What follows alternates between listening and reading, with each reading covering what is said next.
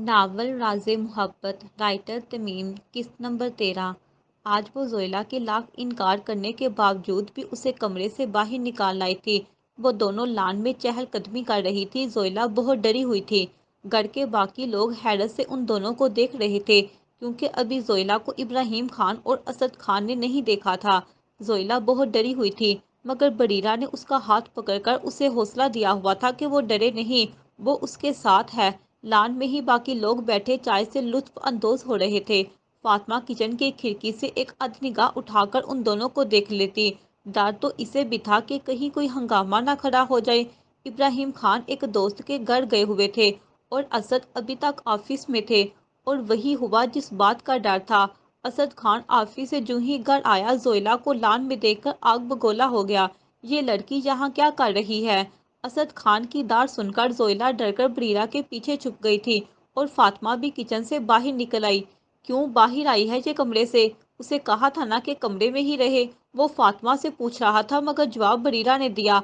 आखिर कब तक उसे कमरे में यूं कैद करके रखना है? बताएं, कितने दिन, कितने महीने या फिर कितने सालों तक उसे कमरे में कैद करके रखना है? मुझे यही बता दे कि कितने साल कैद की सजा मिली है इसे। सब हैरत इस्तेजाब से इस लड़की को देख रहे थे, जो अपनी बहन के लिए अपने बाप के आगे डटकर खड़ी उससे पूछ रही थी।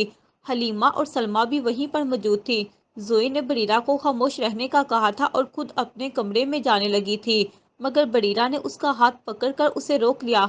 तुम कहीं भी नहीं जाओगी, आज बात तय होने रहेगी। मुझे बताए कि और कितने दिन उसे कैद में गुजारने हैं। इस सवाल का जवाब तो असद खान के पास भी ना था। इस घर से तो जेल भी बेहतर है, वहाँ कैदी अपनी मर्जी से जीते तो हैं। आप ऐसा करें कि आप हमें जेल में ही डाल दें। इस घर से तो जेल 1000 दर्जे बेहतर है। कैसे बाप हैं आप? सलमा बीच में बोल पड़ी। आय हाय लड़की, कैसी बदतमीज हो तुम। बाप से भला कोई इस तरह भी बात करता है क्या? आप चुप ही रहें, ये आपका घर नहीं है। आप क्यों हर बार किसी के मामलात में मुदाखलत करती हैं? क्यों किसी के घर बर्बाद करती हैं? आपको मजा आता है क्या लोगों के घर उजाड़ने में? सबके मुंह हैरत से खुल गए थे बरीरा की बात सुनकर। इससे पहले कि सलमा कुछ कहती, चटाक असद खान की जनाटेदार थप्पड़ बरीरा के गाल पर आ पड़ी। सबके मुंह हैरत से खुल गए। ये मंजर वहां आते अहद, साद, शहरियार और जावियार ने भी देखा था। फातिमा आगे बढ़ी थी। जोइला डर गई थी। उसने उसे बाजू से पकड़ लिया। चलो बरीरा यहाँ से। बरीरा बेयकीनी से अपने गाल पर हाथ रखे असद खान को देख रही थी। चलो बरीरा। जुई उसे ले जाने लगी तो बरीरा ने अपना बाजू उसकी गिरफ्त से छुड़ाते हुए बोली, छोड़ो मुझे। वो नम आंखों से असद को देखते हुए बोली, मारे और मारे, जान से ही मार दे हमें। इसके अलावा आप और कर भी क्या सकते हैं? आप खुद को एक बाप और शोहर कहते हैं। बाप और शोहर ऐसे होते हैं क्या?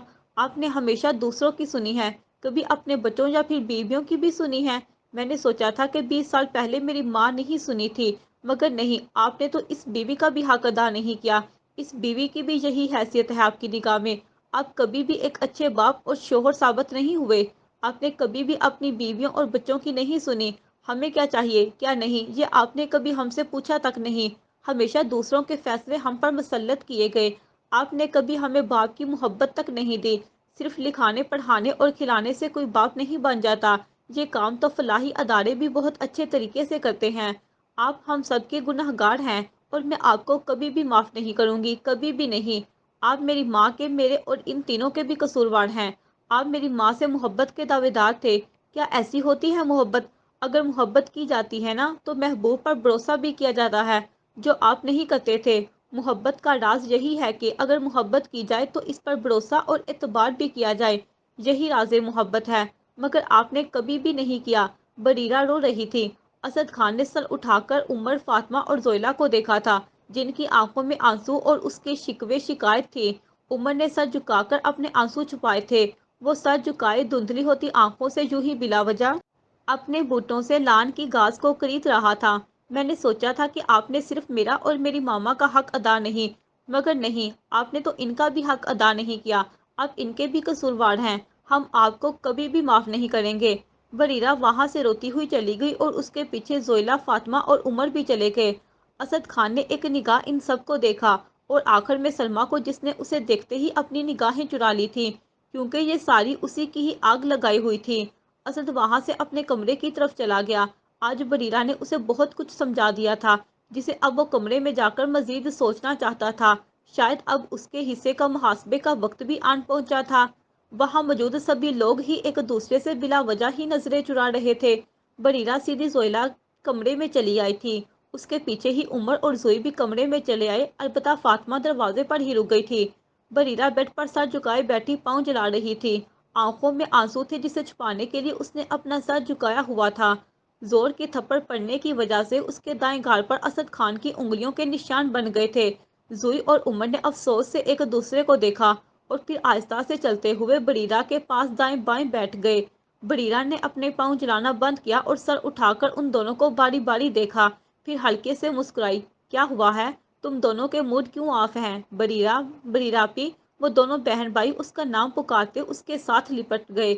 उमर बरीरा के गले में बाहें डाले बोला, बरीरा आपी, बाबा बहुत ही बुरे हैं, बहुत ज्यादा बुरे। वो हमारी कभी भी कोई बात नहीं सुनते। इन्होंने हमेशा ही दूसरों की सुनी है और आज भी इन्होंने ऐसा ही किया। इन्होंने सलमा फूफो की वजह से आपको थप्पड़ मारा। बाबा बहुत बुरे हैं। क्या ऐसे भी बाप होते हैं? इन्होंने आपको सबके सामने थप्पड़ मारा, मगर मैं कैसा बेबस भाई हूँ जो कुछ भी ना कह सका। ये कहते हुए उमर की आंखें नम हुई थीं। बरीरा उसकी बात सुनकर मुस्कुराई और उसका गाल थपथपाते हुए बोली, अब इन्हें कुछ भी बोलने से कोई फर्क नहीं पड़ेगा। उनकी आदत हो चुकी है। वो हमारी कभी भी नहीं सुनेंगे। उमर अपने आंसू साफ करते हुए बोला, मैं बस थोड़ा सा और बड़ा हो जाऊं, फिर मैं आप लोगों को यहाँ से ले जाऊंगा, बहुत दूर, जहाँ बाबा नहीं पहुँच पाएंगे। अब से मैं आप लोगों की हिफाजत करूंगा। बरीरा उसे देखकर प्यार से छेड़ते हुए बोली, ओहो, हमारा भाई तो बहुत बड़ा हो गया है, क्यों जुई? उसने जुई से पूछा। जुई उमर को देखकर बोली, जरा बड़ा बनने की कोशिश ना करो, बाबा की एक चपेट ने तुम्हें जमीन में धंसा देना है। जुई आपी, उमर ने दहाई दी। जोइला, बरीरा, उमर दरवाजे पर खड़ी फातिमा मुस्कुराई थी। वो तीनों एक साथ लगे बैठे थे। तभी उमर की नज़र दरवाजे पर पड़ी, फातिमा पर पड़ी तो बोल पड़ा, मामा आप वहाँ क्यों खड़ी हैं? आप भी आ जाए ना। आप भी आज से हमारी पार्टी का हिस्सा हैं और हम सब मिलकर बाबा का बाइकाट करेंगे। इससे क्या होगा? जोई ने पूछा। होना क्या है? इस तरह बाबा को अपनी गलती का एहसास हो जाएगा। मुझे नहीं लगता कि बाबा को कभी एहसास होगा कि इन्होंने गलत किया है। कभी ना कभी तो हो ही जाएगा। उम्मीद पर ही दुनिया कायम है। फातिमा ने उन तीनों को खुद से लगा लिया। वो तीनों एक दूसरे को देखकर मुस्कुरा रहे थे। अब से हम एक पार्टी हैं। उमर बरीरा के गाल पर हाथ रखते हुए बोला, अब मैं मजीद आप लोगों की आंखों में आंसू नहीं आने दूंगा। जुई और बरीरा को उमर पर ढेर सारा प्यार आया था। फातिमा ने बारी बारी इन तीनों का माथा चुमा और गहरी सांस लेते हुए बोली, कभी ना कभी तो इन्हें इस पर पछतावा जरूर होगा। और फिर इन चारों ने बिल्कुल ऐसा ही किया जिस तरह इन्होंने प्लान बनाया था। फातिमा भी उनके साथ शामिल हो गई थी। वो जो असद की हर एक चीज़ का ख्याल रखती थी, उसकी फिक्र करती थी, अब वो सब कुछ छोड़ दिया था। यहाँ तक कि वो उसे अब देखती भी नहीं थी। असद खान को तो बिल्कुल यकीन आया था कि ये वही फातिमा है जो उससे डरती थी। उमर का जब भी असद खान से सामना होता, वो वहाँ से बगैर उसे देखे निकल जाता था। जुई और बरीरा तो उसे नजर ही ना आती थी। इन सब की वजह उसे अब असद खान चिड़चिड़ा सा होने लगा था। शायद वो खुद को बहुत अकेला महसूस करने लगा था। एक दिन जो ही ऑफिस से आते हुए उसका उस उमर से सामना हो गया, जो लान में बैठा पढ़ाई कर रहा था। असद मुस्कुराता हुआ उसकी तरफ चला आया। कैसी जा रही है तुम्हारी पढ़ाई? उमर ने कोई जवाब ना दिया और अपनी किताबें समेट कर जाने लगा तो असद को गुस्सा आ गया। ये क्या हरकत है? मैंने तुमसे कुछ पूछा है, उसका जवाब क्यों नहीं दिया? उमर उसे देखने लगा। बताने से क्या होगा? पहले कभी आपने मुझसे पूछा कि कैसा हूँ मैं? पढ़ाई कैसी जा रही है मेरी? कभी फिक्र की है मेरी? तो अब आपको मैं क्यों बताऊं? क्यों पूछ रहे हैं आप मुझसे? बदतमीज, ये किस लहजे में मुझसे बात कर रहे हो तुम? बाप हूँ मैं तुम्हारा? सच में आप हमारे बाप हैं? अब आपको याद आ गया है इतने सालों बाद कि आप हमारे बाप हैं? उमर, असद खान चलाया। आवाज सुनकर फातिमा किचन से निकलकर वहां आई थी। सामने ही बाप बेटा आमने सामने खड़े थे। ये तुम मुझसे किस लहजे में बात कर रहे हो बदतमीज? बिल्कुल अपनी बहनों की तरह अब तुम भी गुस्ताख हो गए हो। बाप के साथ इस तरह बात करते हैं? कौन सा बाप? कभी आपने हमें अपनी औलाद समझा भी है? उमर, असद खान का हाथ उठा था और उमर के गाल पर आ पड़ा। तुम्हारी हिम्मत भी कैसे हुई मुझसे जुबान चलाने की? उमर जख्मी मुस्कुराहट के साथ बोला, देखा, आपसे सच कभी भी बर्दाश्त नहीं होता। इसी तरह आपने बरीरा आपी पर भी हाथ उठाया था ना, क्योंकि इन्होंने आपको हकीकत का आईना दिखाया था। कैसे बाप हैं आप? کیا باپ ایسے ہوتے ہیں جو اپنی اولاد پر ہاتھ اٹھاتے ہیں، جو ان کی کوئی بھی بات نہیں سنتے؟ دیکھیں ذرا آس پاس، احتایا اور سات چاچوں کو، حشمت پھپھا اور وحید پھپھا کو، وہ بھی آپ کی طرح ایک باپ ہیں، مگر کیا آپ نے کبھی دیکھا ہے انہیں اپنی اولاد کو سب کے سامنے ذلیل اور رسوا کرتے ہوئے؟ کیا کبھی انہیں دیکھا ہے اپنی اولاد کو سرعام سب کے سامنے تھپڑ مارتے ہوئے؟ کبھی دیکھا ہے کہ وہ اپنی اولاد کے خلاف گئے ہوں، کسی کے کہنے پر اپنی اولاد کو گھر سے نکالا ہو؟ نبیل بھائی نے کیا کچھ نہیں کیا تھا؟ کیا حشمت پھپھا نے اسے گھر سے نکالا تھا؟ کیا انہیں بھی سرعام تھپڑ مارا تھا؟ ایک وہ باپ ہے اور ایک آپ نے کبھی بھی ہماری طرفداری نہیں کی، ہمیشہ دوسروں کے ہی طے کیے گئے فیصلے ہم پر مسلط کیے ہیں، کبھی ہمارے حق کے لیے آواز نہیں اٹھائی، غلاموں کی طرح زندگی جی رہے ہیں ہم۔ ایک بیٹی کو اس کے ناخوردہ گناہ کی سزا اسے کمرے میں قید کر کے دی جا رہی ہے، تو ایک بیٹی کو آپ اپنا خون تک نہیں مانتے، صرف اور صرف دوسروں کے جھوٹے لگائے گئے بہتان کی وجہ سے؟ عمر، اسد خان کا ایک بار پھر سے ہاتھ اٹھا تھا۔ فاطمہ نے اپنا دل تھام لیا تھا، تھپڑ اتنی زوردار تھی کہ وہ کئی قدم پیچھے چلا گیا، اس کے ہاتھ سے کتابیں چھوٹ کر نیچے جا گری۔ فاطمہ بھاگ کر عمر کے پاس آئی اور اسے بازو سے پکڑا تو عمر نے اپنا بازو جھٹک دیا، اب وہ آنسو بھری آنکھوں سے اسد خان کو دیکھ رہا تھا۔ مارے اور مارے مجھے، ہر روز مارنے سے بہتر ہے کہ آپ ایک ہی بار ہمیں جان سے ہی مار دیں، ایسی زندگی سے تو موت بہتر ہے۔ عمر آج اپنے دل میں بڑی کئی دنوں کی بھڑاس نکال رہا تھا۔ عمر چلو یہاں سے، فاطمہ اسے وہاں سے زبردستی لے جانے لگی۔ ماما چھوڑے مجھے، کہنے دے آج مجھے، وہ اپنا بازو فاطمہ کی گرفت سے چھڑاتے ہوئے بولا۔ ہمیشہ غلامی کی زندگی بسر کی ہے آپ نے، ہمیں بچپن سے ہی بتایا گیا تھا کہ مریم ماما غلط تھی، مگر نہیں، مجھے لگتا ہے کہ وہ غلط نہیں تھی بلکہ آپ غلط تھے، آپ کے لیے گئے فیصلے غلط تھے، شاید تب بھی آپ نے ان کی باتوں پر یقین نہیں کیا تھا بلکہ دوسروں کی ہی باتوں پر یقین اور فیصلوں پر عمل کیا تھا، آپ ہمیشہ سے ہی غلط تھے۔ آوازیں سن کر وہاں سبھی لوگ جمع ہو گئے تھے اور اس باپ بیٹے کی تکرار سن رہے تھے۔ سلمیٰ اور حلیمہ بھی وہیں موجود تھی۔ شور سن کر بریرہ بھی زویلہ کے ساتھ وہاں چلی آئی تھی۔ عمر، اب تم حد سے بڑھ رہے ہو، خاموش ہو جاؤ۔ بابا بہت خاموشی اختیار کر لی، مگر اب نہیں، میں اپنی ماں اور بہنوں کے ساتھ مزید کسی بھی قسم کی زیادتی نہیں ہونے دوں گا۔ بہت جلد میں یہ گھر چھوڑ کر اپنی ماں اور بہنوں کو یہاں سے لے کر بہت دور چلا جاؤں گا، جہاں آپ ہمیں دیکھ بھی نہیں پائیں گے۔ یہی چاہتے ہیں نا آپ کہ ہم آپ کی نگاہوں سے دفع ہو جائیں؟ اب ایسا ہی ہوگا۔ عمر وہاں سے چلا گیا تھا۔ اسد خان بے یقین نگاہوں سے عمر کو جاتا ہوا دیکھ رہا تھا۔ اس نے ایک نگاہ پاس کھڑی فاطمہ پر ڈالی تھی۔ اسد کے دیکھنے پر فاطمہ نے بھی اسے دیکھا تھا۔ اس کی آنکھوں میں کئی شکوے شکایت تھے۔ وہ زیادہ دیر اس کی آنکھوں میں نہ دیکھ سکا اور وہاں سے سیدھا اپنے کمرے میں چلا گیا۔ فاطمہ بھی کچن کی طرف جانے لگی تو سلمیٰ نے فاطمہ کو بریرہ کے خلاف بھڑکانے کے لیے نخوت سے پاس کھڑی بریرہ کو دیکھتے ہوئے کہا، یہ سارا کیا دھرا اس لڑکی کا ہے، اسی کی وجہ سے ہی آج باپ بیٹا آمنے سامنے آئے ہیں، اس نے ہی عمر جیسے معصوم بچے کا دماغ خراب کیا ہے، اسے باپ کے خلاف پٹی پڑھائی ہے، اسے باغی بنایا ہے، جس کی وجہ سے آج وہ باپ کے مقابل آ کھڑا ہوا ہے۔ اس سے پہلے کہ بریرہ اسے کوئی جواب دیتی، فاطمہ بول پڑی، بس آپا، بہت کہہ لیا آپ نے میرے بچوں کے بارے میں، اب ایک اور لفظ نہیں سنوں گی میں اپنے بچوں کے خلاف۔ کون سا غلط کہہ رہے ہیں میرے بچے؟ صحیح تو کہہ رہے ہیں، ہمیشہ غلامی کی ہی زندگی تو بسر کی ہے ہم نے، ہمیشہ دوسروں کے فیصلے ہی ہم پر مسلط کیے گئے ہیں۔ فاطمہ کی بات سن کر سلمیٰ کے ساتھ باقی سب کا بھی منہ کھلے کا کھلا رہ گیا تھا۔ فاطمہ، تم یہ کیا کہہ رہی ہو؟ اس پر لڑائی کے لیے تم مجھ سے بحث کر رہی ہو، اس کی حمایت کر رہی ہو؟ بھول گئی کیا تم اس لڑکی کی ماں نے کیا کیا کیا تھا؟ ہاں صحیح کہا آپ نے سلمیٰ آپا، میں کچھ بھی نہیں بھولی ہوں، آپ لوگوں نے مجھے اپنے ہاتھوں کی کٹ پتلی بنایا ہوا تھا، جو کہتی تھی وہی کرتی تھی میں، لیکن میں غلط تھی، بہت غلط۔ جب مجھ پر اور میری بیٹی پر برا وقت آیا تو پتہ چلا کہ میری تو اس گھر میں کوئی حیثیت ہی نہیں ہے۔ تب آپ لوگ کہاں تھے جب میری بچی کو اس حویلی سے نکالا جا رہا تھا؟ آپ لوگ بھی شاید وہیں کھڑے تماشا دیکھ رہے تھے، کوئی بھی مدد کو آگے نہیں بڑھا تھا۔ تب اس عورت کی بیٹی ہی آگے بڑھی تھی، جس کی نفرت میں مجھے آپ لوگوں نے اندھا کر دیا تھا۔ میں کچھ بھی نہیں بھولی ہوں اور نہ بولوں گی۔ بریرہ میری بیٹی ہے، میری اولاد ہے، مجھے عمر اور زوئی کی طرح عزیز ہے، اور میں اس کی ماں ہونے کے ناطے اب ایک لفظ بھی برداشت نہیں کروں گی۔ میں اب اسد خان کی بیوی فاطمہ نہیں ہوں جو آپ لوگوں کی باتوں میں آ جاتی تھی، بلکہ میں ان کی ماں فاطمہ ہوں جو اب اپنے بچوں کی ڈال بنے گی۔ اب سے دور رہے میرے بچوں سے اور ہمارے معاملات سے بھی، آپ کی تو شروع ہی سے عادت ہے دوسروں کے گھر کو اجاڑنے کی، خدارا اب ہمیں بخش دے، سکون سے جینے دے ہمیں۔ سلمیٰ کا تو منہ ہی کھل گیا تھا۔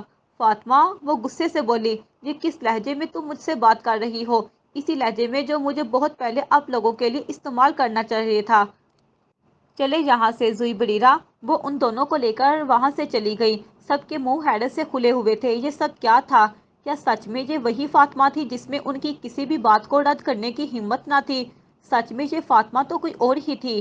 واہ ماما، آپ نے تو کمال ہی کر دیا، سارا میلہ لوٹ لیا آپ نے، زوئی ماں کے گلے لگتے ہوئے بولی، جس پر فاطمہ اور بریرہ مسکرائی۔ اب سے میں وہی کروں گی جو میرے بچوں کے حق میں بہتر ہوگا۔ بہت غلامی کی زندگی جی لی، مگر اب نہیں، میں اب کسی سے بھی نہیں ڈروں گی۔ ویل ڈن ماما، آپ نے تو دل خوش کر لیا، فاطمہ نے ان دونوں کو خود سے لگاتے ہوئے کہا۔ اب میں تم لوگوں کے حق کے لیے لڑوں گی، چاہے کچھ بھی ہو جائے۔ میں اب تینوں کے ساتھ مزید ناانصافی نہیں ہونے دوں گی۔ آج تو اسد نے ساری حدیں پار کر دی۔ عمر کو اس نے کتنی بے دردی سے مارا، اسے ذرا بھر بھی ترس نہ آیا تھا۔ کیسا باپ ہے وہ! عمر کو یاد کرتے ہوئے فاطمہ کی آنکھیں نم ہوئی تھی۔ نہ جانے میرا بچہ کہاں گیا ہوگا۔ ماما آپ ٹینشن نہ لیں، میں کال کر کے اس سے پوچھتی ہوں۔ بریرہ نے فاطمہ کو مطمئن کرنا چاہا۔ اس واقعے کے بعد اسد خان بہت پریشان سا رہنے لگا تھا۔ اس کے بچے اور بیوی اس سے خفا تھے۔ اب وہ ہر وقت اکیلے کمرے میں بیٹھا اپنا محاسبہ کر رہا ہوتا۔ شاید وہ غلط تھا۔ اس کے احساس سے اب اسے بھی شدت سے احساس ہونے لگا تھا۔ اس نے اپنی بیویوں اور بچوں کے ساتھ ہمیشہ ناانصافی کی، اب اس کا احساس ہونے لگا تھا۔ ایک بیوی کو تو کھو دیا تھا، مگر اب ان چاروں کو وہ نہیں کھونا چاہتا تھا۔ یہ سوچ کر ہی اس کے دل کو کچھ ہونے لگتا تھا کہ کیا ہوگا اگر وہ چاروں مجھے چھوڑ کر چلے گئے تو، اگر میں غلط نکلا تو۔ انہی منفی سوچوں کی وجہ سے اب وہ بیمار پڑ گیا تھا۔ یہ رات کا وقت تھا، فاطمہ اب الگ کمرے میں ہی سوتی تھی۔ اسد خان بخار میں تڑپ رہا تھا، پیاس کی وجہ سے گلے میں جیسے کانٹے نکل آئے ہوں۔ اس نے خشک ہونٹوں پر زبان پھیری اور بے اختیار فاطمہ کو آواز دے بیٹھا، فاطمہ پانی کا گلاس تو دینا، مگر جواب نداد۔ اس نے گردن موڑ کر دیکھا تو فاطمہ کی جگہ خالی تھی، شاید وہ بھول گیا تھا۔ اس نے بے بسی سے وال کلاک کی طرف دیکھا، رات کے 2 بج رہے تھے، پاس ہی ٹیبل پر رکھا پانی کا جگ خالی تھا۔ اس نے اٹھنے کی کوشش کی مگر بے سود بیڈ پر گر گیا۔ کمزوری اور نقاہت کی وجہ سے وہ اٹھ بھی نہیں پا رہا تھا۔ وہ خود کو بہت بے بس اور لاچار محسوس کر رہا تھا۔ ایسے میں اسے فاطمہ بہت یاد آئی تھی، جو اس کی ایک پکار پر اٹھ کر اسے پانی کا گلاس پکڑا دیتی تھی۔ وہ ہمت کر کے بھلا آخر اٹھ ہی گیا۔ اب وہ خالی جگہ اٹھائے کمرے سے باہر نکل آیا۔ چال میں لڑکھڑاہٹ تھی، بخار بہت شدید تھا۔ وہ مشکل دیوار کا سہارا لیے آہستہ آہستہ چڑھ کر سیڑھیوں تک آیا، مگر ہمت یہیں تک تھی۔ سیڑھیوں سے اترنے کی کوشش میں وہ بری طرح سے گر گیا اور شیشے کا جگ اس کے ہاتھ سے چھوٹ کر نیچے گر کر کرچی کرچی ہو گیا۔ آواز سن کر تہجد کی نماز ادا کرتی بریرہ اور زوئی گھبرا کر کمرے سے باہر نکلی تھی۔ باپ کو یوں سیڑھیوں پر گرا دیکھ کر منہ سے بے اختیار نکلا تھا، بابا! وہ دونوں ایک ساتھ باپ کی طرف لپکی۔ دونوں نے اس کے بازوؤں سے پکڑ لیا۔ بابا کیا ہوا ہے آپ کو؟ اسد کے بازو پر گہری چوٹ آئی تھی جس کی وجہ سے اس کے بازو سے خون بہہ رہا تھا۔ بابا بابا! بریرہ نے اسد کا گال تھپتھپایا تو اسے یوں محسوس ہوا کہ جیسے اس نے کسی آگ کے شعلے کو چھو لیا ہو۔ بابا کو تو سخت بخار ہے، اب کیا کرے؟ زوئی نے پریشانی سے کہا، یا ہم باقی لوگوں کو اٹھا لیں؟ نہیں رہنے دو، تم جا کر عمر کو اٹھا کر آؤ۔ ہاں میں ابھی آتی ہوں، ہاں میں ابھی آتی ہوں۔ زوئی عمر کے کمرے میں گئی اور اسے اٹھا کر اسد کے بارے میں بتایا تو وہ جو بنا جوتوں کے بھاگ کر وہاں آیا۔ آخر باپ تھا، لاکھ ناراضگی سہی مگر وہ اسے یوں نہیں چھوڑ سکتے تھے۔ وہ تینوں اسے اٹھا کر کمرے میں لے آئے اور اسے بیڈ پر لٹا دیا۔ اب کیا کریں؟ عمر پریشانی سے بولا۔ بابا کو بہت تیز بخار ہے، ہمیں پہلے ان کا بخار کی حدت کو کم کرنا ہے۔ تم لوگ ایسا کرو کہ 3 باؤل میں ٹھنڈا پانی، پٹیاں اور ساتھ میں فرسٹ ایڈ بکس بھی لے آؤ۔ ٹھیک ہے، میں پانی لے آتی ہوں اور میں پٹیوں کے ساتھ فرسٹ ایڈ باکس لے آتا ہوں۔ عمر اور زوئی کمرے سے نکل گئے۔ بریرہ نے آنکھیں بند کیے بے خبر سوئے اسد خان کو دیکھا، ایک آنسو ٹوٹ کر اس کے گال پر بہہ آیا۔ عمر اور زوئی ٹھنڈے پانی کے باؤل کے ساتھ پٹیاں اور فرسٹ ایڈ باکس لے آئے تھے۔ بریرہ نے سب سے پہلے اس کا زخم صاف کر کے اس کے بازو پر پٹی کی تھی۔ اب وہ پانی کی ٹھنڈی پٹیاں اسد کے سر پر اور ہاتھوں پر رکھ رہے تھے تاکہ اس کے بخار کو کچھ کم کیا جا سکے۔ ساری رات ان بھائی بہنوں نے مل کر باپ کے بخار کو کم کرنے کے لیے اس پر پٹیاں رکھتے ہوئے گزار دی تھی۔ یہ کرتے کرتے ان تینوں کی نہ جانے کب آنکھ لگی اور وہ تینوں وہیں پر ہی سو گئے۔ صبح جب اسد خان نے خود کو بہتر محسوس کیا تو اس نے آنکھ کھولی۔ جب سامنے نظر پڑی تو دک سے رہ گیا۔ اس کے تینوں بچے ہاتھوں میں پٹیاں پکڑے وہیں پر ہی ہوش خود سے بیگانہ نیند میں پڑے تھے۔ اسد کو رات والا واقعہ یاد آ گیا، اسے ساری بات سمجھ میں آ گئی تھی۔ اپنے بچوں کو دیکھتے ہی اسد کے آنسو بے اختیار بہنا شروع ہو گئے۔ اسے خود سے گن اور شرم آ رہی تھی، وہ رو رہا تھا۔ شاید اسے اب واقعی میں احساس ہو گیا تھا۔ فاطمہ نے جب ان تینوں کو اپنے کمرے میں نہ پایا تو پریشان ہو گئی تھی۔ پہلا خیال ہی یہی آیا تھا کہ کہیں وہ تینوں گھر چھوڑ کر کہیں چلے تو نہیں گئے، مگر سیڑھیوں پر ٹوٹے جگ کے کانچ اور خون کے قطرے دیکھ کر وہ پریشان ہو گئی تھی۔ وہ سیدھی اسد خان کے کمرے میں چلی آئی۔ ان تینوں کو وہاں دیکھ کر اور اسد خان کے بازو پر پٹی دیکھ کر وہ سچ میں پریشان ہو گئی تھی۔ آپ ٹھیک تو ہیں؟ وہ اسد کے پاس چلی آئی۔ فاطمہ کی آواز سن کر ان تینوں کی بھی آنکھ کھل گئی۔ اسد خان بے اختیار رو پڑا۔ کیا ہوا ہے آپ کو؟ آپ کی طبیعت تو ٹھیک ہے نا؟ فاطمہ کے ساتھ اب وہ تینوں بھی پریشان ہو گئے تھے۔ بابا آپ ٹھیک تو ہیں نا؟ وہ تینوں ایک ساتھ بولے۔ اگر زیادہ درد ہو رہا ہے تو آپ کو ہسپتال لے چلتے ہیں۔ نہیں اب میں ٹھیک ہوں میرے بچوں، مجھے معاف کر دو، اپنے گنہگار بابا کو معاف کر دو۔ اسد خان نے ان تینوں کے آگے ہاتھ جوڑے تو وہ تینوں ہی طرف گئے اور جلدی سے آگے بڑھ کر اس کے جڑے ہوئے ہاتھ نیچے کر لیے۔ بابا پلیز ایسا کر کے ہمیں شرمندہ نہ کرے، میں واقعی میں بہت غلط تھا، مجھے معاف کر دو میرے بچوں۔ اگر تم لوگ مجھے احساس نہ دلاتے تو آج بھی مجھے اپنے گنہگار کا احساس نہ ہوتا۔ اسد خان ان تینوں کو اپنے سینے سے لگاتے ہوئے بولے، اب سے وہی ہوگا جو تم لوگ چاہو گے۔ اب سے کوئی بھی میرے بچوں کے ساتھ ناانصافی نہیں کرے گا، اپنے بابا کو معاف کر دینا میرے بچوں۔ وہ تینوں باپ سے لگے ایک دوسرے کو دیکھ کر مسکرا رہے تھے۔ عمر نے آہستہ کہا، مشن از کمپلیٹ۔ فاطمہ نم آنکھوں سے مسکرائی، ارے تم وہاں کیوں کھڑی ہو، تم بھی آ جاؤ نا بچوں کی ماما۔ اسد نے اسے بلایا تو ان تینوں نے فاطمہ کو بھی خود سے لگا لیا تھا۔ وہ چاروں ایک دوسرے کو دیکھ کر مسکرا رہے تھے، ان کا مشن کمپلیٹ ہو چکا تھا۔ سیڑھیوں پر ٹوٹے ہوئے جگ کو دیکھ کر وہ پریشان ہو کر فاطمہ سے یہ پوچھنے آ رہی تھی، مگر وہ دروازے پر ہی رک گئی تھی۔ سامنے کا منظر دیکھ کر وہ بھی اب دیدہ ہو گئی تھی۔ اچھا ہوا کہ سب کچھ ٹھیک ہو گیا۔ وہ نم آنکھوں سے مسکراتی ہوئی وہاں سے پلٹ گئی۔ اسد خان ان چاروں کو دیکھتے ہوئے بولا، اب سے وہی ہوگا جو تم لوگ چاہو گے، کوئی بھی تم لوگوں کے ساتھ زور زبردستی نہیں کرے گا، تم لوگ اپنے فیصلے کرنے میں آزاد ہو۔ فاطمہ اسے دیکھتے ہوئے بولی، کاش کہ آپ یہ فیصلہ بہت پہلے لے چکے ہوتے تو آج ہمارے درمیان سب کچھ ٹھیک ہوتا۔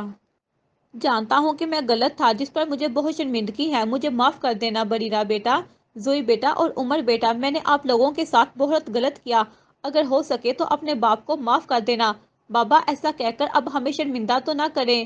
اسد خان مسکرایا، آج اتنے سالوں بعد اسے حقیقی خوشی محسوس ہوئی تھی۔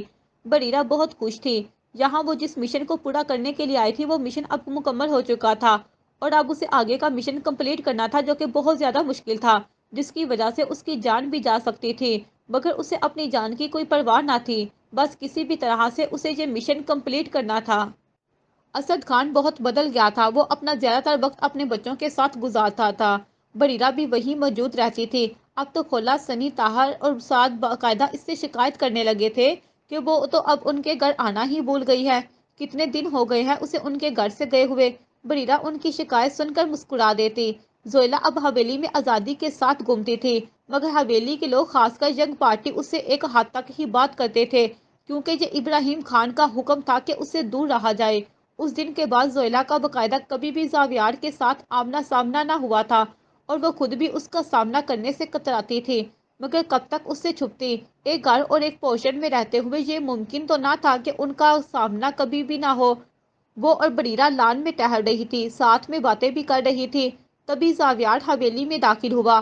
وہ آرمی کی یونیفارم میں ملبوس، ایک ہاتھ پینٹ کی جیب میں ڈالے اور دوسرے ہاتھ میں موبائل کان سے لگائے کسی سے باتیں کرتا ہوا آ رہا تھا۔ تبھی ادھر سے ٹہلتی ہوئی اپنے خیالوں میں گم وہ دونوں اس سے ٹکرا گئی۔ زویلا تو جلدی سے پیچھے کو ہٹ گئی تھی، البتہ بریرہ کا سر اس کے کندھے سے زور کر ٹکرایا تھا۔ بریرہ نے اپنا سر پکڑ لیا۔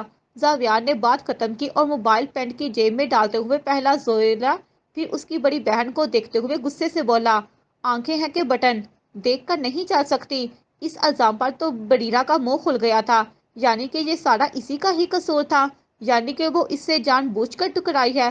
تم بھی تو دیکھ کر چل سکتے تھے، تمہارے پاس بھی تو آنکھیں ہیں، نہ کہ بٹن۔ زاویار کی نگاہ اچانک ہی زویلا کی طرف اٹھی تھی، جو پاس کھڑے زاویار کو یکٹک حسرت سے دیکھے جا رہی تھی۔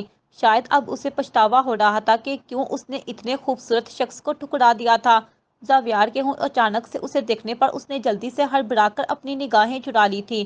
بدتمیز لڑکی، ذرا تمیز نہیں ہے تمہیں کہ بڑوں سے کس طرح سے بات کرتے ہیں؟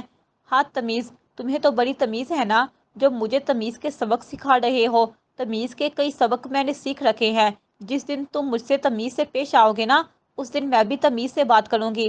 زاویار بریرہ کو جواب دینا چاہتا تھا، مگر زویلا کے پاس کھڑے ہونے کی وجہ سے اسے وہاں کھڑا رہنا مشکل ہو رہا تھا، اس لیے وہ کچھ کہے بغیر دانت پیستا خود سے بڑبڑاتا ہوا وہاں سے چلا گیا۔ زویلا کی نگاہوں نے زاویار کا دور تک پیچھا کیا تھا۔ ہنا، بڑا آیا تھا مجھے تمیز سکھانے والا، بریرہ خود سے کہتی دوبارہ سے ٹہلنے لگی۔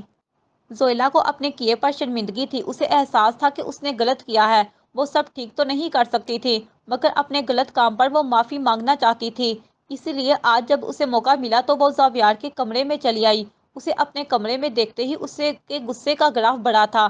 تم یہاں میرے روم میں کس کی اجازت سے تم یہاں آئی ہو؟ دفع ہو جاؤ یہاں سے، گیٹ آؤٹ۔ زاویار نے اسے دروازے کی طرف اشارہ کرتے ہوئے کہا، نکل جاؤ یہاں سے اس سے پہلے کہ میں کچھ غلط کہہ دوں تمہیں، جاؤ یہاں سے۔ زوئی نے کہا، آپ کا غصہ بجا ہے، آپ کو غصہ کرنا بھی چاہیے، میں نے جو کچھ بھی کیا وہ بہت غلط تھا اور مجھے اپنے کیے پر شرمندگی اور پچھتاوا ہے، پلیز میری بات سن لیں، مجھے کچھ بھی نہیں سننا، جاؤ یہاں سے پلیز، ایک بار بس۔ زویلا نے اس سے التجا کی۔ اس نے زاویار کے آگے ہاتھ جوڑ لیے۔ زاویار بے یقینی سے زویلا اسد خان کو دیکھنے لگا۔ اسے سچ میں زویلا سے اس کی توقع نہ تھی، مگر شاید واقعی میں وہ بہت بدل گئی تھی، لیکن اب اس کا کوئی فائدہ نہ تھا زاویار کی نگاہوں میں۔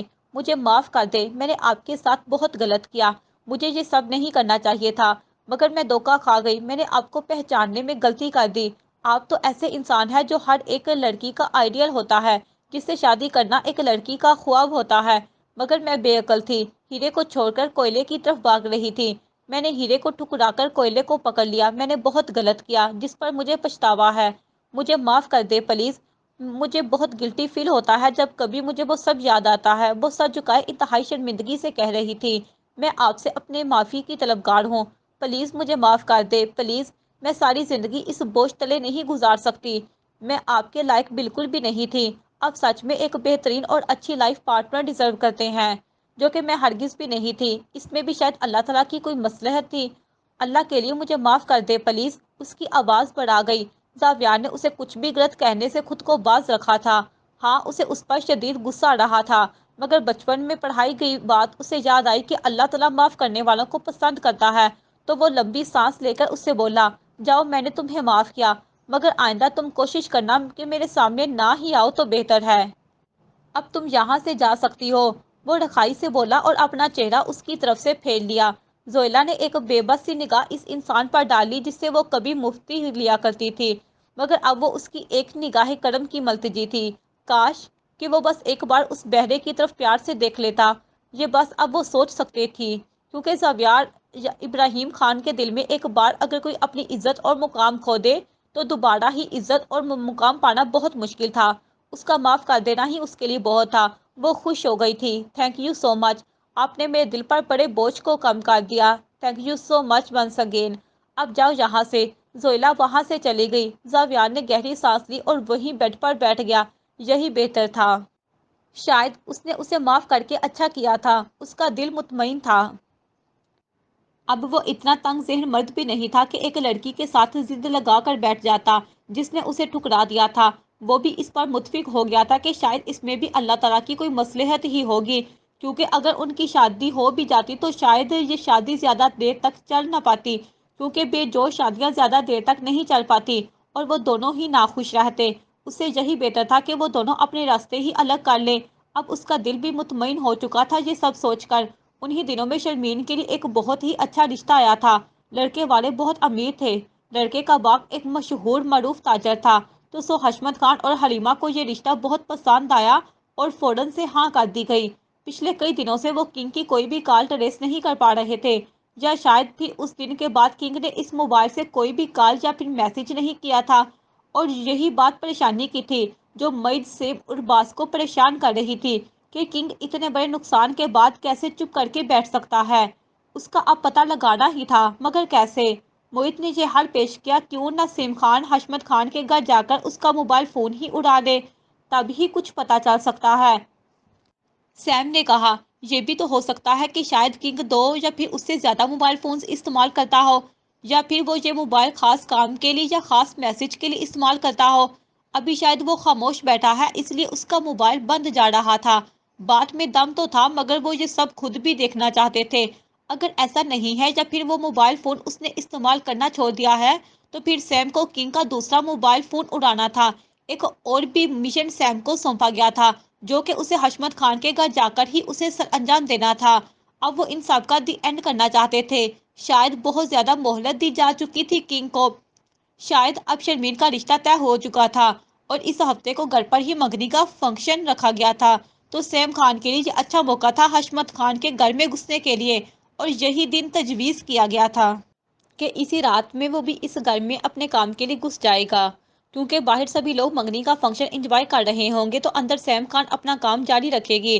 پلان ترتیب دیا جا چکا تھا، اب بس اس دن کا انتظار تھا۔ حشمت خان نے منگنی کا فنکشن اپنے گھر کے بڑے سے خوبصورت لان میں ہی رکھا تھا جو کہ سیم خان اور اس کے مشن کے لیے بہت زبردست تھا۔ اب بس اس دن کا انتظار تھا۔ حشمت خان نے منگنی کا فنکشن اپنے گھر کے بڑے سے خوبصورت لان میں ہی رکھا تھا جو کہ سیم خان اور اس کے مشن کے لیے بہت زبردست تھا۔ سب کچھ ریڈی تھا، بریرہ وہاں نہیں جانا چاہتی تھی مگر سب گھر والوں کا اصرار تھا کہ سبھی لوگ جا رہے ہیں تو تم بھی ساتھ چلو۔ بریرہ نے بہت کوششیں کی، بہت سے بہانے بنائے مگر سب بیکار گئے، کسی نے بھی اس کی ایک نہ سنی اور اسے جانے کے لیے بڑا آخر رضامند ہونا ہی پڑا، کیونکہ خولا اور زویلا کا کہنا تھا کہ اگر وہ نہ آئی تو وہ دونوں بھی نہیں جائیں گی، اور بریرہ اپنی خاطر ان دونوں کا فنکشن خراب نہیں کرنا چاہتی تھی، خاص کر زویلا تو ہرگز بھی نہیں، کیونکہ اتنے مہینوں بعد ہی تو وہ پرانی زندگی کی طرف لوٹی تھی۔ سب لوگ تیار تھے اور حشمت خان کے گھر جانے کے لیے اپنی اپنی گاڑیوں میں بیٹھ رہے تھے۔ زاویار کا موڈ بھی نہیں تھا وہاں جانے پر مگر ابراہیم خان اور احد کے اصرار پر اسے بھی زبردستی جانا پڑا تھا۔ سبھی لوگ گاڑیوں میں بیٹھ چکے تھے اور جانے کو تیار تھے۔ اب خولا، بریرہ، زویلا اور عمر ہی رہتے تھے۔ تمام گاڑیاں بھر چکی تھی ماں سوائے ایک کے جو کہ زاویار کی گاڑی تھی۔ عمر تو اس کی گاڑی میں ہی اس کے ساتھ فرنٹ سیٹ پر بیٹھ گیا تھا اور اب وہ تینوں کو بھی آفر کر رہا تھا کہ وہ بھی اسی گاڑی میں بیٹھ جائیں۔ خولا تو جٹ سے بیٹھ گئی تھی اور اب وہ ان دونوں سے بھی اصرار کر رہی تھی کہ وہ دونوں بھی بیٹھ جائیں۔ وہ دونوں بہنیں ایک دوسرے کا ہاتھ پکڑے کھڑی تھی۔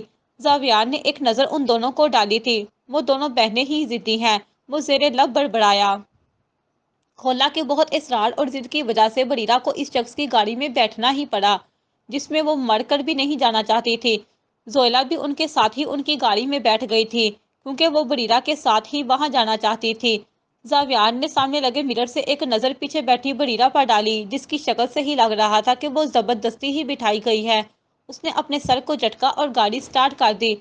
پورے راستے وہ عمر کے ساتھ باتیں کرتا رہا۔ زویلا خولا کے ساتھ باتیں کر رہی تھی، البتہ بریرہ بالکل خاموش سی کھڑکی سے باہر کے بھاگتے دوڑتے منظر کو دیکھ رہی تھی۔ کچھ تو تھا جو اس کے دماغ میں چل رہا تھا مگر کیا، یہ کوئی بھی نہیں جانتا تھا۔ زاویار ایک آدھ نگاہ اٹھا کر اپنے پیچھے بیٹھی بریرہ پر ڈال دیتا جو آج حد سے زیادہ خوش تھی۔ بریرہ، اسد خان اور وہ بھی خاموش رہے۔ یہ تو بالکل بھی نہیں ہو سکتا تھا۔ حشمت خان کے گھر پہنچنے پر خود حشمت خان نے آ کر اور خاص کر بریرہ کا شاندار استقبال کیا تھا۔ حشمت خان اسے دلچسپی سے دیکھ رہا تھا۔ بہت اچھی لگ رہی ہو۔ آگے کو جاتے بریرہ کے ساتھ زاویار کے قدم بھی رکے تھے، البتہ وہ رک تو گیا تھا مگر پیچھے کو پلٹنا نہیں تھا۔ لیکن بریرہ نے پلٹ کر حشمت خان کو دیکھا تھا جو اسے مسکرا کر دیکھ رہا تھا۔ نہ جانے کیوں زاویار کو کچھ ہفتوں سے حشمت خان پر شک سا ہونے لگا تھا، جیسے وہ کچھ زیادہ ہی بریرہ میں دلچسپی لے رہا تھا اور اس کی نگاہوں کا مفہوم اچھی طرح سے سمجھنے لگا تھا۔ جب بریرہ اس کے سامنے آتی تھی وہ اسے جن نگاہوں سے دیکھتا تھا وہ بہت ہی غلط تھی۔ پہلے اسے صرف شک ہوا تھا شاید کہ یہ میرا وہم ہو، مگر پھر اس کا شک یقین میں بدلنے لگا۔ اس نے جب حشمت خان کو دیکھا تب اس نے بریرہ کو تکتے ہوئے پایا تھا اور اس کی نگاہوں میں کوئی اچھا پیغام نہیں دے رہی تھی۔ وہ ہر بار ہی بریرہ کے آس پاس بھٹکتا ہوا دکھائی دیتا تھا۔ کچھ تو غلط ہے مگر کیا؟ وہ یہی تو جاننا چاہ رہا تھا۔ اتنے مہینوں سے بریرہ ان کے ساتھ رہ رہی تھی، اتنا تو وہ اس کے بارے میں اب جان ہی چکا تھا کہ وہ برے کریکٹرز کی لڑکی تو ہرگز بھی نہیں ہے۔ پہلے وہ سمجھتا تھا کہ وہ جس طرح سے میرے ساتھ چکتی ہے وہ غلط ہے، مگر بعد میں اپنی اس سوچ پر شرمندگی ہوئی تھی جب اسے ساتھ چاچو سے پتا چلا تھا کہ میڈی بریرہ کا رضائی بھائی ہے۔ اسے اپنی سوچوں پر ڈھیر شرمندگی محسوس ہوئی تھی۔ جتنا وہ برا بننے کی کوشش کرتی تھی اتنی وہ تھی نہیں۔ جو لڑکی اپنے ماں کے کردار پر اٹھی ہوئی انگلی برداشت نہیں کر سکتی تھی بلا وہ کبھی بھی اپنے لیے کریکٹر لیس جیسا لفظ استعمال نہیں کرنا چاہے گی؟ شاید وہ اسے بے عقل سمجھ رہا تھا۔ وہ بری عادات فطرت کی لڑکی تو ہرگز بھی نہیں تھی۔ وہ سمجھتا تھا کہ شاید وہ حشمت خان کی نگاہوں کا مفہوم نہیں سمجھ پا رہی، اس لیے اب وہ اسے حشمت خان سے دور رکھنا چاہتا تھا۔ وہ انجانے میں ہی بریرہ اسد خان کو حشمت خان سے بچا رہا تھا، پر کیوں؟ اس کا جواب تو فی الحال اس کے پاس بھی نہیں تھا۔ اس بلو کلر کے ڈریس میں تم بہت پیاری لگ رہی ہو، بریرہ نے نہ چاہتے ہوئے بھی مسکرا کر اس کی تعریف کے جواب میں کہا۔ Thank you so much uncle, آپ بھی اس بلیک ڈریس میں بہت اچھے لگ رہے ہیں۔ سچ میں؟ حشمت خان بریرہ کے منہ سے اپنی تعریف سن کر بہت خوش ہوا تھا۔ پاگل بے وقوف کہیں کی، زاویار کی برداشت بس یہیں تک تھی۔ وہ پیچھے کو پلٹا اور بریرہ کے بازو سے پکڑتے ہوئے بولا، چلو میرے ساتھ، چچی تمہیں ڈھونڈ رہی رہوں گی۔ وہ اسے بازو سے پکڑے وہاں سے لے کر آگے کو بڑھ گیا۔ حشمت خان جو کہ خوش ہو کر ابھی بریرہ کو اس کی تعریف کرنے پر اسے جواب دینا چاہتا تھا، لیکن زاویار بریرہ کے بازو سے پکڑ کر اسے وہاں سے لے کر چلا گیا اور اس کے الفاظ اس کے منہ میں ہی رہ گئے۔ حشمت خان کو اس وقت زاویار احمد ابراہیم خان ایک آنکھ نہیں بایا تھا۔ دل نے چاہا کہ ابھی اور اسی وقت اسے یہیں پر ہی شوٹ کر دے جو وہ اس کے اور بریرہ کے درمیان میں چلا آیا تھا۔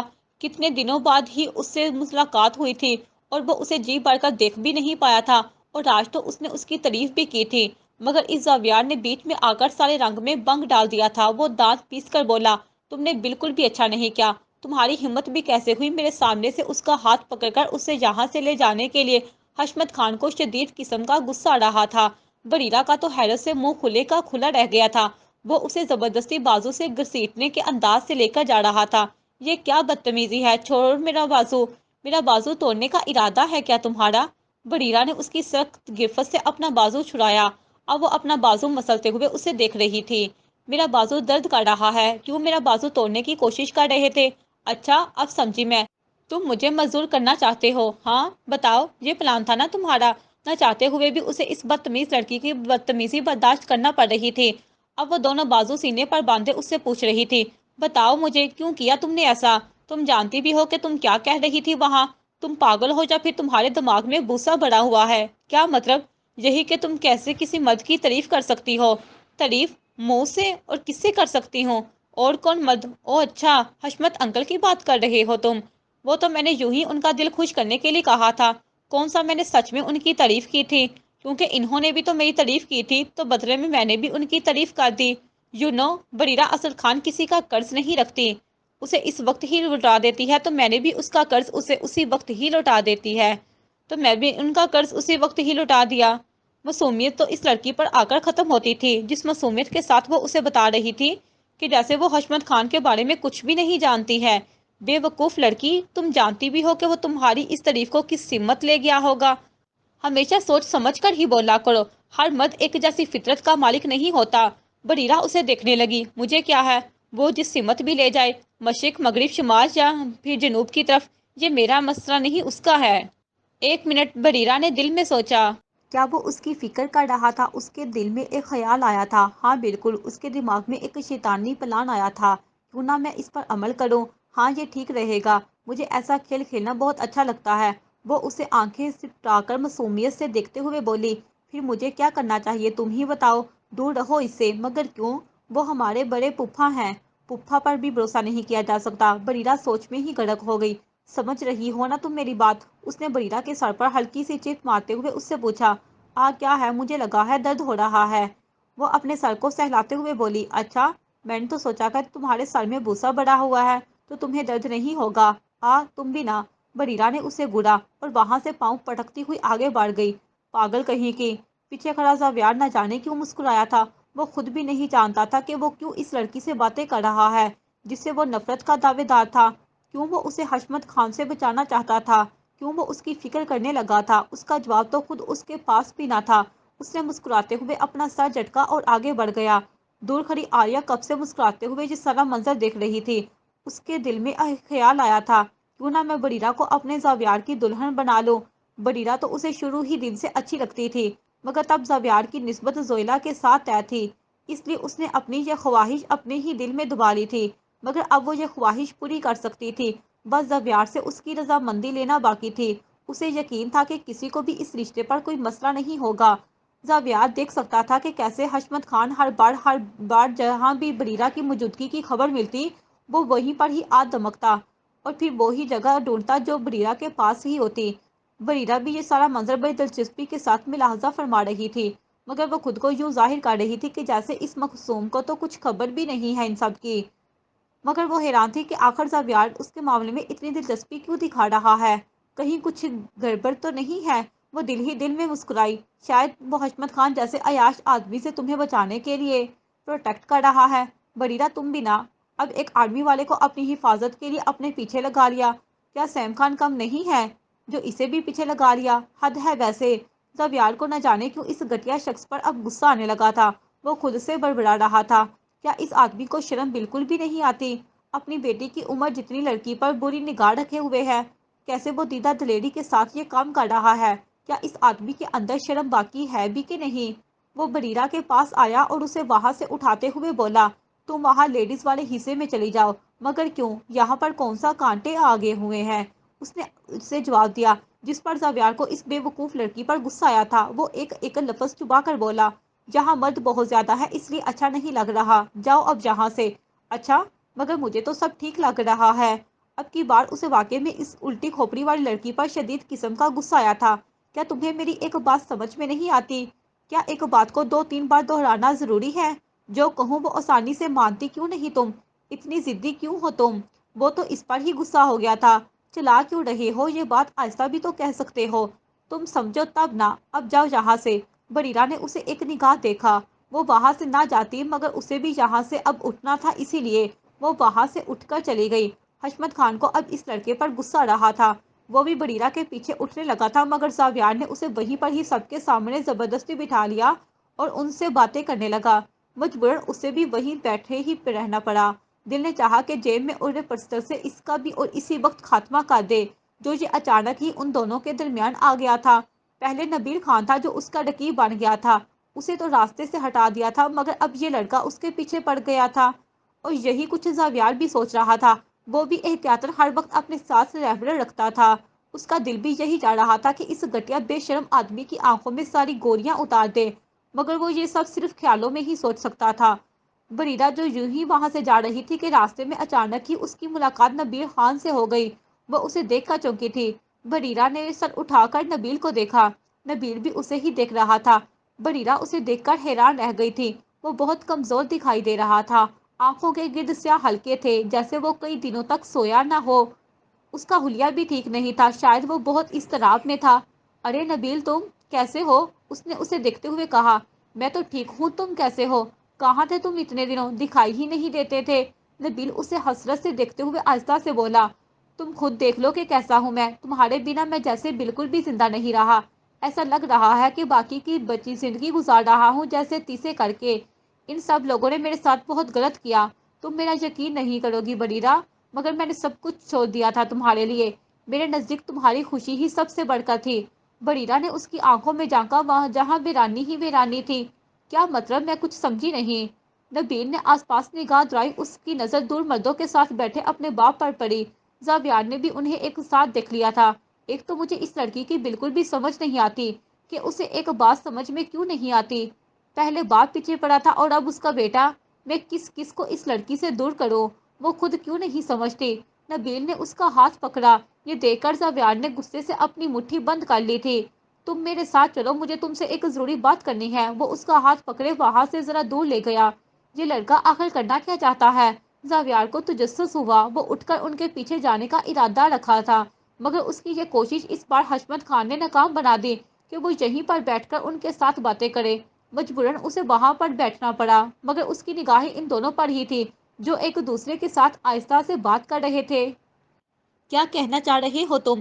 نبیل نے سر جھکا لیا۔ بریرہ، میں سچ میں تم سے بہت محبت کرتا ہوں، تم یقین نہیں کرو گی میری باتوں کا، مگر یہی سچ ہے کہ نبیل خان نے زندگی میں کسی ایک لڑکی سے پیار کیا ہے، اور وہ کوئی اور نہیں بلکہ تم ہو، جس میں تمہاری خاطر سب کچھ چھوڑ دیا تھا۔ بریرہ نے اس کی آنکھوں میں جھانکا، مگر اسے وہاں سچائی کے سوا اور کچھ بھی نظر نہ آیا۔ شاید وہ سچ کہہ رہا تھا، بریرہ کو تو ایسا ہی لگا تھا۔ پھر وہ جو سیم خان تصویریں اور میڈیکل رپورٹ لائی تھی اس کے کمرے سے، وہ کیا تھا؟ بریرہ نے خود سے ہی سوال کیا۔ جب جواب نہ ملا تو نبیل نے پوچھ لیا، پھر وہ سب کیا تھا؟ وہ تصویریں اور وہ میڈیکل رپورٹ، وہ سب جھوٹ تھا، مجھے پھنسانے کی ایک کوشش تھی۔ پھنسانے کی کوشش؟ بریرہ نے اسی کی بات دہرائی۔ ہاں، مجھے پھنسایا گیا تھا، وہ سب تصویریں فیک تھی، وہ رپورٹ بھی جھوٹی تھی، اس لڑکی نے یہ سب جھوٹ کہا تھا۔ میں مانتا ہوں کہ میں پہلے بہت برا تھا، میں وہ سب غلط کام کرتا تھا، مگر پھر میں جب سے تم سے ملا اور تمہیں پسند کیا تو میں نے تمہاری خاطر سب کچھ چھوڑ دیا۔ یہ سب اسی لیے کیا گیا تھا تاکہ تمہاری شادی میرے ساتھ نہ ہو۔ مجھے کچھ بھی سمجھ نہیں آ رہا نبیل، تم کیا کہہ رہے ہو؟ کوئی تمہیں کیوں پھنسائے گا؟ کسی کی تمہارے ساتھ کیا دشمنی؟ اور کون چاہے گا کہ ہماری شادی نہ ہو؟ تم یقین نہیں کرو گی مگر یہی سچ ہے، میں پچھلے کئی دنوں سے اسی کے پیچھے لگا ہوا تھا، میری حالت دیکھ سکتی ہو تم، میں کئی دنوں سے سویا تک نہیں۔ پھر کیا معلوم پڑا تمہیں کس کا کیا ڈرا تھا جیسا؟ بریرہ کو تجسس ہوا کہ کہیں موعد یا پھر سیم خان پکڑے تو نہیں گئے، مگر جواب اس کی سوچ کے برعکس تھا، جس پر اس کا منہ ہی کھل گیا تھا۔ وہ کوئی اور نہیں بلکہ میرا باپ حشمت خان تھا۔ کیا؟ حشمت انکل؟ ہاں، صحیح سنا تم نے، یہ سارا کیا دھرا میرے اپنے باپ کا ہی تھا۔ اس نے ہی عریشہ جاوید نامی لڑکی کو پیسے دے کر اسے یہ سب کرنے پر مجبور کیا تھا، اور نہ کرنے کی صورت میں اسے مارنے کی دھمکی دی تھی۔ وہ لڑکی میری دوست تھی۔ جب میرا تمہارے ساتھ نکاح نہیں ہوا تھا تو میں غصے سے سیدھا اس لڑکی سے ملنے گیا تھا۔ جاری ہے۔